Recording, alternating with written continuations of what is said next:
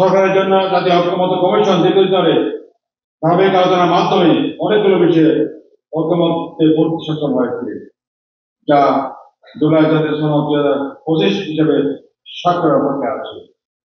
বিধায়ককে চাইছেন গুরুত্বপূর্ণ বেশ কিছু বিষয় পরবর্তী নির্বাচিত সরকারের হাতে ছেড়ে দিতে। যারা নির্বাচিত ক্ষমতা আসবেন তারা এইসব বিষয় যথাযথভাবে বাস্তবায়ন করবে কিনা সে বিষয়ে অভিজ্ঞতার আলোকে জনগণের সন্তোষ সৃষ্টি হয়েছে। বিগত অধিকার সরকারের পক্ষ থেকে এ বিষয়ে কার্যকর উদ্যোগ করা যাচ্ছে না। অন্যদিকে জুলাই জাতীয় সনদ 2025 ঘোষণার আগেই নির্বাচনের ঘোষণা করা হয়েছে। এতে জনগণের মধ্যে কাঙ্ক্ষিত সংস্কার নিয়ে যে সন্তোষ সৃষ্টি হয়েছে, অন্যদিকে যথাসময়ে সুষ্ঠু নির্বাচন নিয়েও সংকট সৃষ্টি হয়েছে।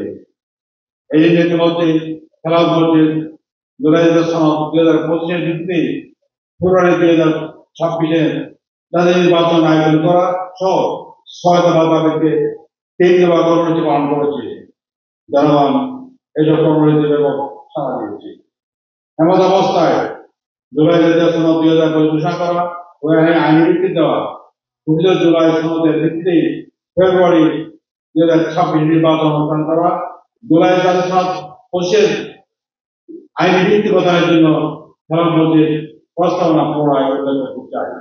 তো জুলাই জাতীয় সনদ 2025 স্বাক্ষরের পর 2 মাসের মধ্যে গণভোটের মাধ্যমে জুলাই সনদ 2025-কে সাংবিধানিক ও আইনি মর্যাদা বা বৈধতা প্রদান করা, অথবা জুলাই সনদে রাষ্ট্রীয় পলিসি বা গণতন্ত্র বিষয়গুলো অর্ডিন্যান্স বা নির্বাচনে বাস্তবায়ন করা, আর সংবিধান সংশ্লিষ্ট বিষয়গুলো রাষ্ট্রপতির প্রকাশন বা সাংবিধানিক ঘোষণার মাধ্যমে আশু কার্যকর করা। তবে শর্ত হচ্ছে আগামী প্রথম অধিবেশনে কোনো পরিবর্তন ছাড়াই এগুলো রেটিফাই বা অনুমোদন করতে হবে।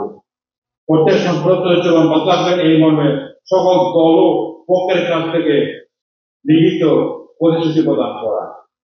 আমাদের বর্তমান ঐক্যমত্য কমিশনের দেশের আইন বিশেষজ্ঞদের পরামর্শ বর্তমান রয়েছে।